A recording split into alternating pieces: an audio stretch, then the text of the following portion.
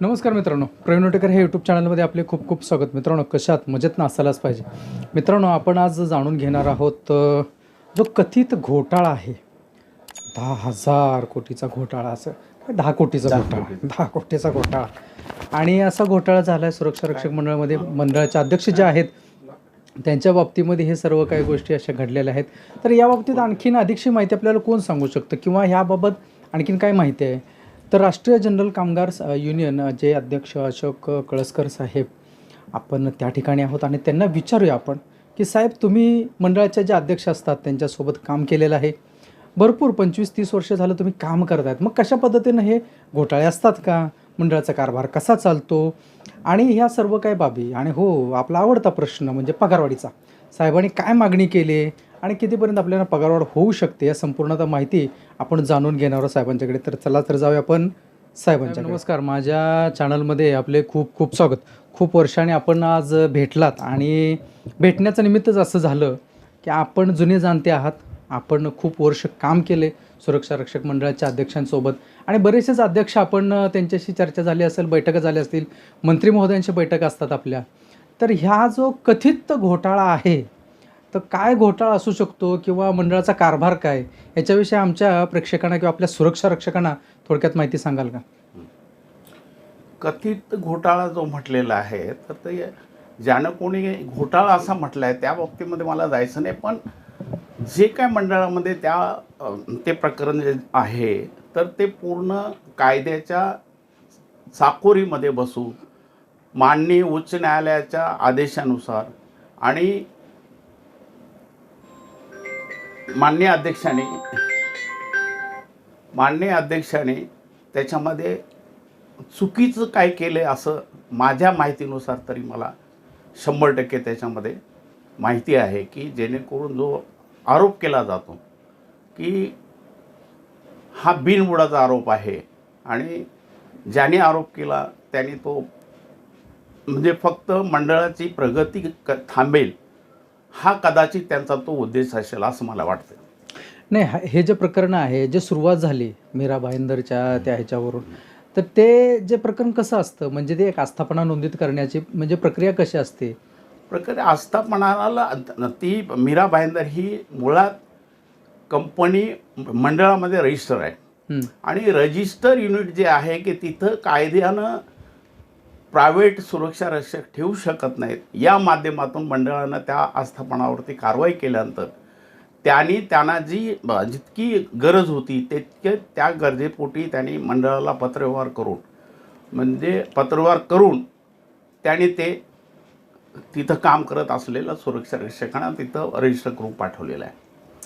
आणि त्याच्यामुळं हा जो काही घोटाळा आहे, आणि प्रत्येक महानगरपालिका जे शासकीय जेवढे महामंडळ आहेत, तर त्यांना कायदेशीर बंधनकारक आहे की सुरक्षा रक्षक मंडळाचेच गार्ड घ्यायचे आहेत त्यांनी.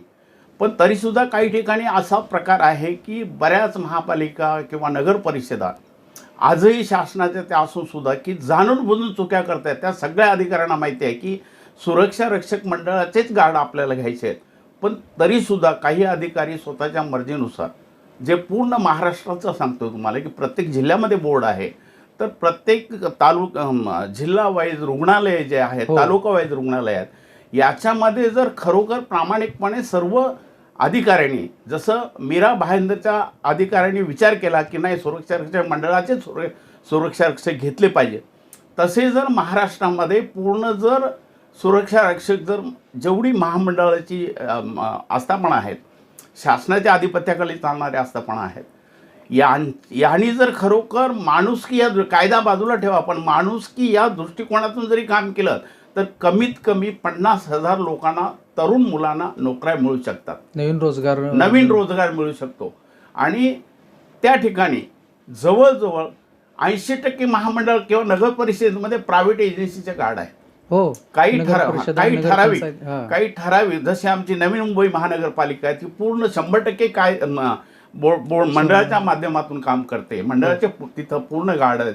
उदाहरणार्थ सिडको महामंडळ, ही अशी काही प्रामाणिक महामंडळाचे अधिकारी ज्या त्या वेळेला कारवाई झाली त्या वेळेला त्यांनी विचार करून मंडळामध्ये रजिस्टर होऊन आज हजारो लोकांना ते बऱ्यापैकी रोजीरोटी त्यांचे कुटुंब चालण्या इतपत त्यांना तो पगार मिळतोय. पण हे ॲक्च्युली प्रत्येक आस्थापनामध्ये सुरक्षा रक्षक मंडळाचे सुरक्षा रक्षक असले पाहिजेत.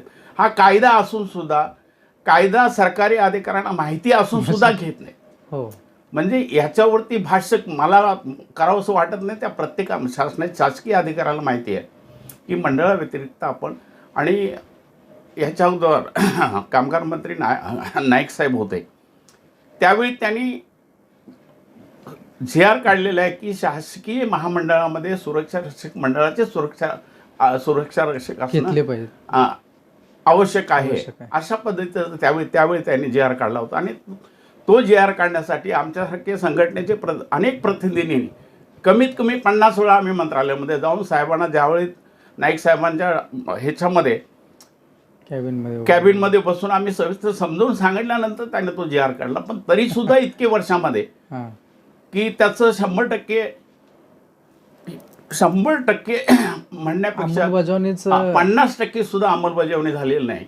तर या बाबतीमध्ये महाराष्ट्र शासनाला सुद्धा म्हणजे माननीय मंत्री महोदयांना माझी विनंती आहे कामगार मंत्र्यांना की त्यांनी प्रत्येक जिल्ह्याचे नगर परिषद आणि महापालिकेचे जे अधिकारी आहेत त्यांना बोलवून मंत्रालयामध्ये बैठक घेऊन जर हे त्यांच्या कानावर घातलं तर बऱ्याच लोकांना जिथं जे आज वेठबिगारी चालू आहे ती आणि सगळ्यात महत्त्वाचं आहे फक्त प्रायव्हेट एजन्सीला त्या ठिकाणी बोर्डाच्या रेटनं पैसे द्यायचं माहिती आहे अधिकारी. तो कायदा पाळतात. तो कायदा फार महत्वाचा पाळतात. नाही गार्ड बोर्डच्या रेट प्रमाणेच बाबा आम्ही तुम्हाला देणार. पण तो तिथं काम करणारी जी संस्था आहे जी कंपनी आहे ती कंपनी बाबा जे आपण पैसे देतोय ते पैसे त्या सुरक्षा रक्षकाला प्रॉव्हिडंट फंड बाकीच्या सुविधा मंडळाप्रमाणे सुविधा देण्यासाठी बंधनकारक आहेत.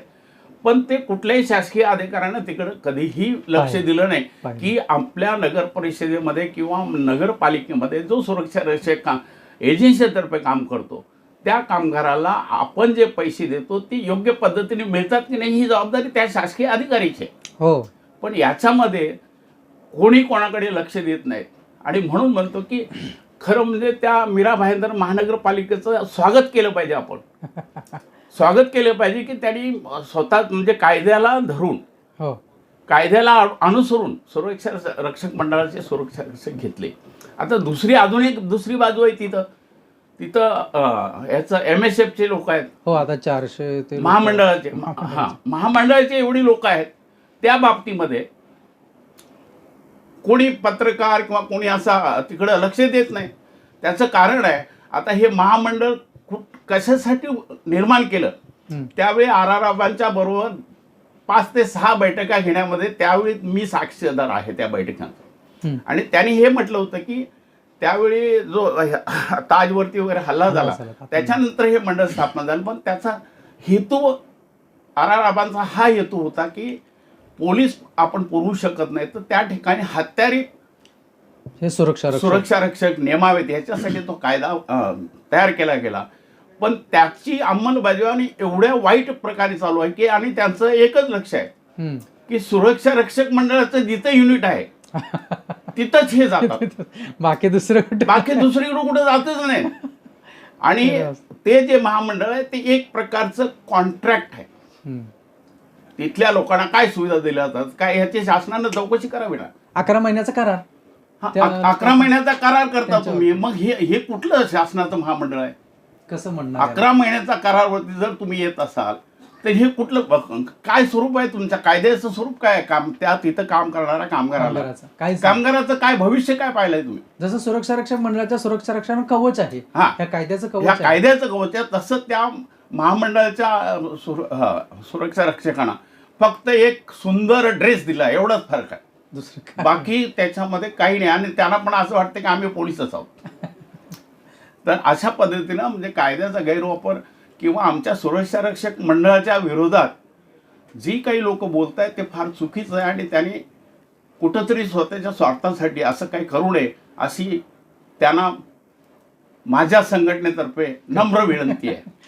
असे जे काही लोक आता बघा एकच हे प्रकरण आहे एकच व्यक्ती जे आहे त्यांनी हे सर्व काही केलेलं आहे. उद्या जर हे कोणी काय बोललंच नाही किंवा काय समोर जर नाही काय केलं तर उद्या आणखीन कोणी तर उठेल, आणखीन कोणी तर आरोप करतील. हो. ह्या आरोप खोडून काढण्यासाठी आपण काय म्हणजे कशा पद्धतीनं पुढे आपण हे करणार आहात? सगळ्यात महत्वाचं आहे की सुरक्षा रक्षक मंडळाच्या अध्यक्षांनी चुकीचं काही केलंच नाही. त्याच्यामध्ये आरोप करणारा आरोप ज्यांनी केलं त्यांनी अभ्यासपूर्वक करायला पाहिजे होतं. अच्छा. आणि नाहक एखाद्या अधिकाऱ्याला म्हणायचं की कुठले त्यांची चौकशी व्हावी वगैरे वगैरे ह्या गोष्टी म्हणजे अतिशयोक्ती आहे. तर माझी संबंधित लोकांना विनंती आहे की तुम्ही असं काय ते सुरक्षा रक्षक मंडळामध्ये मराठी लोकांना आज सगळ्यात फार चांगली नोकरी म्हटली तर सुरक्षा रक्षक मंडळ आहे. कारण माझी बऱ्याच ठिकाणी युनियन आहे आणि त्या ठिकाणी 50 कामगार परमनंट आहेत आणि 400 कामगार कॉन्ट्रॅक्टमध्ये आहेत. आणि ते 400 कामगार कॉन्ट्रॅक्टमध्ये आहेत ते सुद्धा 12 तासाच्या ड्युटीवर आहेत. आणि हे सगळं संबंधित लेबर कमिशनर ज्या ह्याचे डिस्ट्रिक्टचे असिस्टंट लेबर कमिशनर ह्या सर्वांना ही परिस्थिती माहिती आहे. पण तो प्रश्न मिटवण्याची भूमिका फार कमी लोकांची आहे. हा माझा पूर्ण म्हणजे माझा स्वतः वैयक्तिक अभ्यास आहे आणि मला माहिती आहे आणि माझ्याकडे प्रकरणं आहेत त्या पद्धतीची. तर ह्या सगळ्या गोष्टी आहेत. तर खरोखरच एखाद्याला वेळ असेल तर ह्या फॅक्टरीमधून जे 12 तास लोकांकडून काम करून घेतलं जातं त्यांच्याकडे लक्ष वळवावं आणि त्यांना न्याय मिळवून द्यावा अशी माझी खरोखरच संबंधितांना विनंती आहे. खरोखरच आहे. पण सुरक्षा रक्षक मंडळाचे अध्यक्ष कोरोना काळामध्ये त्यांनी जे केलेलं काम, आपली वेटिंग आपल्याला माहिती असेल की वेटिंग किती होती आणि आज आवश्यकता काय आहे? अतिशय सुंदर. म्हणजे सध्याचे मंडळाचे अध्यक्ष आहेत त्यांनी चुकीचं काय केलं नाही, पण मंडळ उभं करण्यामध्ये खास करून ते करोना काळामध्ये त्यांनी जे काय हँडल केलं आणि आता त्यांच्या 3-3.5 वर्षाच्या काळामध्ये आमचं डे टू डे असतं, जाणं येणं असतं, तिथं बैठका असतात, आमची बरेच प्रकरणं आहेत. पण त्याच्यामध्ये त्यांनी चुकीचा कधीच निर्णय घेतला नाही. भले आम्ही कितीही हात बळवले तरी सुद्धा त्यांनी कधी चुकीचा निर्णय घेऊन चुकीचं काम केलं नाही. हा माझा वैयक्तिक आणि आमची जी संघर्ष समिती आहे त्या संघर्ष समितीच्या संपूर्ण पदाधिकाऱ्यांना माहिती आहे. आणि त्याच्यामुळे तो त्या बाबतीमध्ये जो आरोप जो झाला मीरा भाईंदरच्या प्रकरणामध्ये तर ते थोडीशी ह्या गोष्टीची खंत वाटते. आणि महाराष्ट्र शासनाला एक युनियन म्हणून, कामगार प्रतिनिधी म्हणून माझी विनंती राहील की डोके साहेबांनी जसं काम केले तसं भविष्यात येणारे सुद्धा या सुरक्षा रक्षक मंडळाला फार चांगले अध्यक्ष लाभावेत आणि त्यांच्याकडून हे मंडळ कसं मोठं होईल, जास्तीत जास्त लोकांना कसं नोकरी उपलब्ध करून देता येईल याच्याकडे लक्ष द्यावं ही कामगार प्रतिनिधी म्हणून माझी विनंती. नक्कीच साहेब. आणि आपल्याला माहित असेल की आता पगारवाढीचं जे चालू आहे, सजेशन ऑब्जेक्शन सुद्धा सुरक्षा रक्षक मंडळाने केलेलं आहे.